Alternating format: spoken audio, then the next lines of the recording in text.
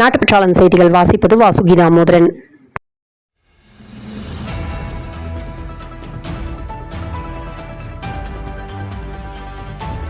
டாஸ்மாக் கடைகளில் நுகர்வோர் கேட்கும் மதுபானத்தை ரசீதுடன் வழங்குமாறு பணியாளர்களுக்கு டாஸ்மாக் நிர்வாகம் உத்தரவிட்டுள்ளது.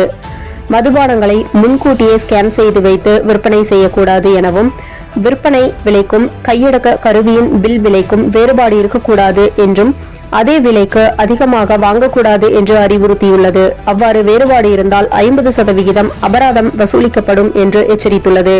திண்டுக்கல் மாவட்டம் பழனி அரசு ஆண்கள் மேல்நிலைப் பள்ளி வளாகத்தில் கஞ்சா விற்பனை செய்த 5 பேர் கைது. பழனி போலீசார் நடவடிக்கை.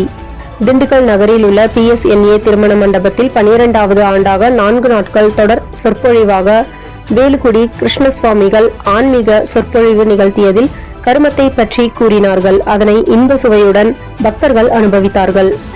தமிழகத்தில் 1,54,000 குடும்பங்களுக்கு புதிய ரேஷன் கார்டுகள் வழங்க உணவு வழங்கல் துறைக்கு தமிழக அரசின் மின் ஆளுமை முகமை ஒப்புதல் அளித்துள்ளது. அந்த பயனாளிகளுக்கு கார்டுகள் வழங்கும் பணியில் உணவுத்துறை அதிகாரிகள் ஈடுபட்டுள்ளனர்.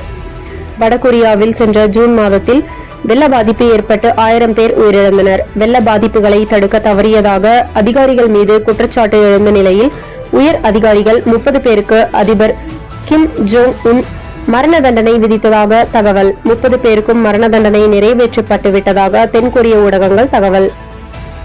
மாதம் தவறாமல் வெளிவரும் நாட்டுப்பற்றாளன் பத்திரிகையின் செய்தியாளராக பணிபுரிய விருப்பம் உள்ளவர்கள் கீழே உள்ள நிர்வாக அலைபேசி எண்களில் தொடர்பு கொள்ளலாம்.